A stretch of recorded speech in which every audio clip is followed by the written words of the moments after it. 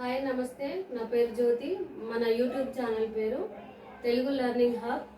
Telugu learning హబ్లో మనం తెలుగు గురించి నేర్చుకుంటాం, తెలుగు సబ్జెక్ట్ నేర్చుకుంటాం. ఫస్ట్ మనం బేసిక్స్ నేర్చుకుందాం. బేసిక్స్లో వర్ణమాల 56 అక్షరాలు.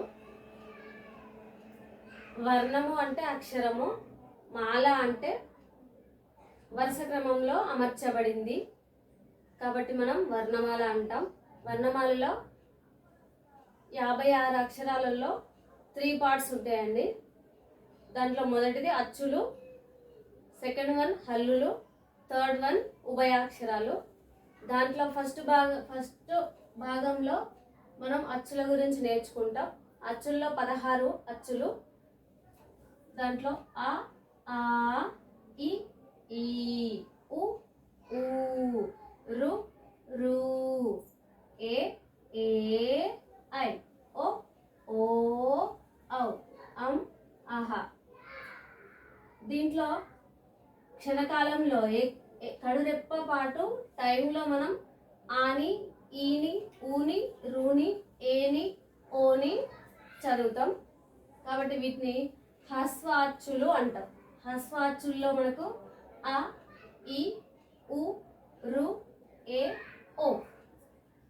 మిగతావి ఆ, ఈ, ఊ, రు, ఏ, ఐ, ఓ, ఔ.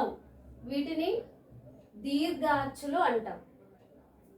ఓకే, లాంగ్ ప్రొనౌన్సియేషన్ తోటి చదివేవి, పలకబడేవి దీర్ఘాచ్చులు.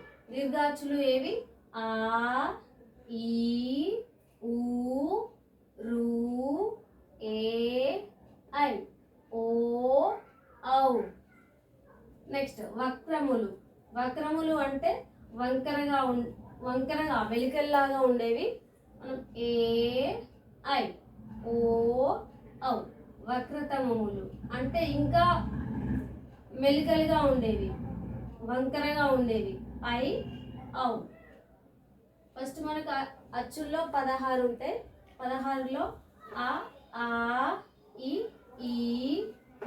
ఊ, రు, ఏ, ఐ, ఓ, ఔ, అం, ఆహా.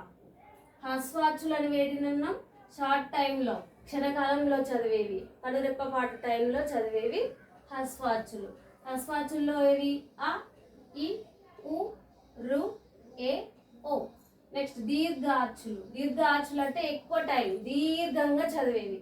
ఆ, ఈ, ఊ, రు, ఏ, ఐ, ఓ, ఔ. నెక్స్ట్ వక్రములు. వక్రములు అంటే ఏ, ఐ, ఓ, ఔ. నెక్స్ట్ వక్రతమములు అంటే ఐ, ఔ. ఈరోజు వర్ణమాలలో అచ్చుల గురించి మాత్రమే నేర్చుకున్నాం. నెక్స్ట్ వీడియోలో హల్లుల గురించి నేర్చుకుంటాం. మన యూట్యూబ్ ఛానల్ తెలుగు లెర్నింగ్ హబ్ని సబ్స్క్రైబ్ చేసుకుంటారని ఆశిస్తున్నాను. Thanks for watching.